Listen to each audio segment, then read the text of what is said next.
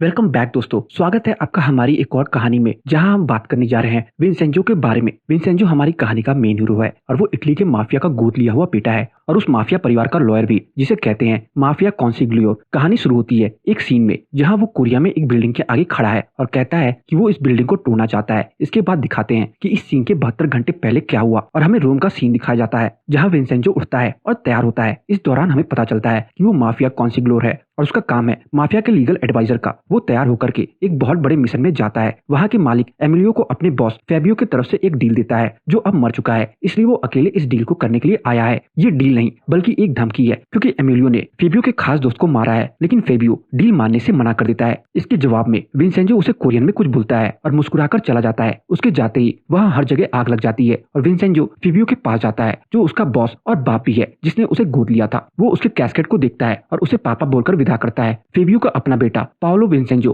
और अपने पापा से खुश नहीं है, क्योंकि उसके पापा विंसेंजो पर ज्यादा भरोसा करते हैं। बाद में वो उससे कहता है कि अब से वो दोनों भाई हमेशा साथ रहेंगे। रात में विंसेंजो के ऊपर हमला होता है जिसमें वो बच जाता है और अपने हमलावरों को मार देता है और पाओलो को फोन करता है और कहता है कि उसने इस बार सिर्फ उसे फेबियो की वजह से छोड़ा है। वो रोम छोड़कर जा रहा है हमेशा हमेशा के लिए, और पाओलो उसका पीछे ना आए क्योंकि अगली बार वो उसे मार देगा। विंसेंजो प्लेन में ग्युमंगा प्लाजा नाम की एक बिल्डिंग के बारे में पढ़ रहा है। उधर कोरिया में होंग चो यंग एक फैक्ट्री वर्कर से मिलती है और उसे पैसे देकर समझाती है कि वो उसके क्लाइंट के खिलाफ केस वापस ले ले, नहीं तो अगली बार पैसों की जगह उसे कुछ और मिलेगा। इसके बाद वो अपने इंटर्न जैंग जॉन वो से कोर्ट में मिलती है जहां वो अपने क्लाइंट का केस लड़ रही है। ये केस एक फार्मास्यूटिकल कंपनी का है जिसमें दावा किया गया है कि वो गलत तरीके से दवाई बना रहा है और उसका ट्रायल कर रहा है। ट्रायल में बहुत लोग मर चुके हैं और जो जिंदा बचे हैं उनकी हालत बहुत खराब है, लेकिन केस आगे नहीं चल पाता क्योंकि इस केस के लिए एक विटनेस जरूरी होता है। लेकिन चायांग उसे अपनी तरफ से खरीद कर आ रही है और केस वहीं एडजर्न हो जाता है। वो ये केस जिसके खिलाफ लड़ रही है वो और कोई नहीं बल्कि उसका बाप है, जो उन लोगों की तरफ से लड़ रहा है जिनके ऊपर ये ट्रायल हुआ था।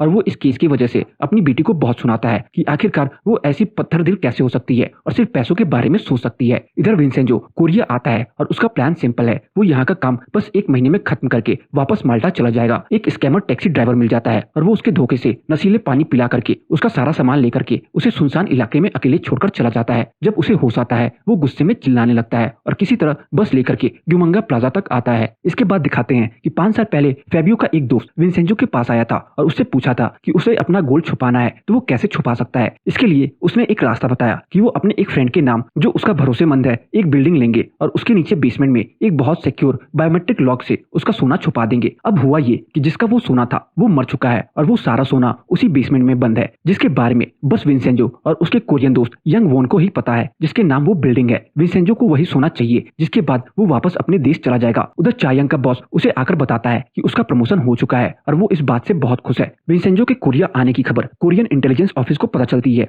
और एक टीम लीडर आहान को यकीन है कि इसके पीछे जरूर उसका कोई बहुत बड़ा कारण है, लेकिन उसके बॉस को ये नहीं लगता। लेकिन आहान साबित करके रहेगा कि विंसेंजो यहाँ किसी सीक्रेट मिशन पर आया है। यंग वॉन विंसेंजो से मिलता है और उसे उसके घर लेकर जाता है, जहाँ उसके पहले वाले घर की तरह कोई लग्जरी नहीं है। इस बात से विंसेंजो बहुत ही गुस्सा होता है, लेकिन उसे बस 1 महीने यहाँ रहना है। ये सोच करके वो थोड़ा खुश भी है। यंग वॉन उसे बताता है कि एक फार्मास्यूटिकल कंपनी ने आसपास की सारी दुकानें खरीद ली हैं और अब वो उस पर भी दबाव डाल रहे हैं कि वो ये बिल्डिंग बेच दे, लेकिन वो मना कर रहा है और कहता है कि अगले दिन वो विंसेंजो को बाकी के बिल्डिंग के लोगों से मिलाने लेकर जाएगा। इस ग्युमंगा प्लाजा में अभी बस कुछ लोग बचे हैं, जिसमें चायांग के पापा का ऑफिस, एक बुद्धिस्ट मंदिर और कुछ और लोग हैं। यंग वूम विंसेंजो को सबसे मिलाता है, लेकिन सब उसे नफरत और गुस्से से देखते हैं। यंग वॉन उसे बुद्धिस्ट मंदिर में लेकर जाता है जिसके नीचे सारा गोल्ड छुपा हुआ है, लेकिन वहां भी बस गुस्सा ही मिलता है। जब विंसेंजो मीटिंग करता है तो सबको लगता है कि वो यंग वॉन की तरफ से उन्हें ये बिल्डिंग बेचने के लिए कहेगा, लेकिन वो कहता है कि वो ये बिल्डिंग वो किसी भी हालत में बिकने नहीं देगा। अपने घर वापस आकर के विंसेंजो एक कबूतर से परेशान है जो बार बार शोर कर रहा है, और एक लीगल पढ़ता है जो एक औरत के बारे में है जो जेल में है। फिर से एक फ्लैशबैक आता है और हम देखते हैं कि एक औरत कोर्ट में बैठी है और उसके ऊपर इल्जाम है कि उसने अपने मालिक को मारा है। अपनी बात साबित करने के लिए ये औरत सच में कातिल है। अपोजिशन वाले कहते हैं कि इसने अपने बेटे को भी ऑर्फेनेज में भेज दिया है, लेकिन ये सुनकर के वो गुस्सा हो जाती है और कहती है कि उसने जो किया वो इसलिए किया क्योंकि उसका मालिक उसे सेक्सुअली असॉल्ट करने की कोशिश कर रहा था। ये केस अभी चल रहा है और अब उसका वकील चायांग का पापा यानी कि यॉन चैन है, वो अपनी क्लाइंट से मिलता है और उसे समझाता है कि उसे ये केस लड़ना चाहिए, लेकिन लेकिन वो कहती है कि वो वैसे ही बीमार है और उसने बहुत कुछ गलत किया है, इसलिए ये सब उसकी सजा है। बाद में बाबेल फार्मास्यूटिकल की तरफ से एक आदमी विंसेंजो से मिलने आता है और उन्हें बताता है कि इस डील से उन्हें कितना फायदा है, लेकिन विंसेंजो मना कर देता है। वो प्लाजा के बाकी लोगों के साथ मीटिंग करता है और एग्रीमेंट पर साइन करवाता है और कहता है कि उनकी प्रॉपर्टी उनकी ही है। उधर रात में जब योंग वन अपने घर आता है तो उसे पता चलता है कि उसकी बीवी और बच्ची किडनैप हो चुकी है और किडनैपर उसे बिल्डिंग्स के पेपर पर साइन करने के लिए कहता है। मजबूरी में वो उन्हें प्लाजा वाली बिल्डिंग बेच देता है। अगले दिन चायांग को पता चलता है, इसके लिए वो गुस्से में उसके ऑफिस जाती है और लड़ने लग जाती है, लेकिन उसी समय वहाँ कुछ गुंडे आ जाते हैं जिन्हें विंसेंजो मारकर भगा देता है। दूसरी तरफ योंग वन फोन करके विंसेंजो को जो उसके साथ हुआ वो बताता है और उससे मिलने आ रहा होता है कि तभी एक ट्रक से उसका एक्सीडेंट हो जाता है। अगले दिन जब बिल्डिंग वालों को ये पता चलता है तो उन्हें लगता है कि विंसेंजो और योंग वन ने उन्हें धोखा दिया है, लेकिन विंसेंजो मना करता है कि ऐसा नहीं है और उन्हें कहता है कि वो डील रोक कर रहेगा। इसके बाद वो चला जाता है, लेकिन तभी उसे चायांग मिलती है और वो उससे कहती है कि उसे नहीं लगता कि वो बस यहाँ एक बिल्डिंग के लिए आया है और उसका कोई और भी मकसद है जो इस बिल्डिंग से बड़ा है। इतना कह करके वो चली जाती है। इसके बाद दिखाते हैं कि म्योंग ही नाम की एक वकील जो कि होशियार है लेकिन अपने बाकी ऑफिस के लोगों से परेशान है, उसका पुराना दोस्त जो वुसांग लॉ फर्म का मालिक है उससे मिलता है और वो अपने साथ आने के लिए कहता है, जिसके लिए वो मान जाती है। अगले दिन वो उसे अपने ऑफिस में लाता है और अपनी ऑफिस के बाकी लॉयर से उसे मिलवाता है और चायांग से ऊपर की पोजीशन देता है। उधर विंसेंजो चायोन से भी बाबेल ग्रुप के पेपर्स मांगता है, लेकिन अभी भी चायोन को यकीन नहीं है कि वो उनके साथ है, लेकिन विंसेंजो उसे समझाता है कि वो उसके साथ ही है और वो उसे पेपर्स दे देता है। उन पेपर्स को पढ़ करके वो कहता है कि बाबेल ग्रुप कोरिया में माफिया की तरह काम कर रहे हैं। तभी वहाँ चायांग आ जाती है और विंसेंजो कहता है कि बाबेल ग्रुप ने जिस लॉ फर्म वुसांग को अपने लिए रखा है, जहाँ चायांग भी जो कि लॉयर है बिल्कुल उनकी तरह और गुंडों के साथ देने वाला है, लेकिन चायांग उन्हें कहती है कि इसे समझदारी कहते हैं। उधर वो बाबेल ग्रुप के मालिक से मिलती है, लेकिन बाद में हमें पता चलता है कि वो इस ग्रुप का असली मालिक नहीं है बल्कि कोई और है। उधर वुसांग फर्म ने सोच लिया है कि अब वो बिल्डिंग टूट कर रहेगी और इसके लिए वो चायांग को दूर रहने के लिए कहते हैं। दूसरी तरफ विंसेंजो चायांग के साथ बाबेल ग्रुप के ऑफिसर से मिलने जाता है और उसे धमकाता है कि जैसे उन्होंने ये बिल्डिंग खरीदी है उसी तरीके से वो उसे ये बिल्डिंग बेचने पर मजबूर भी कर सकते हैं और वहां से चला जाता है। इसके बाद चायांग को भरोसा हो जाता है कि विंसेंजो उसके साथ है और उसे अपने घर लेकर जाता है, जहां उसे पता चलता है कि चायांग उसकी बेटी है और दोनों एक दूसरे के खिलाफ केस लड़ रहे हैं। तभी चायांग आती है और उन्हें बताती है कि ये बिल्डिंग टूटने वाली है और अब वो हार मान ले, लेकिन उसी समय यूनचा को एक फोन आता है और वो वहां से चला जाता है। इसके बाद चायांग और वुसांग फर्म को पता चलता है कि बाबेल ग्रुप के एक रिसर्चर जो ट्रायल में था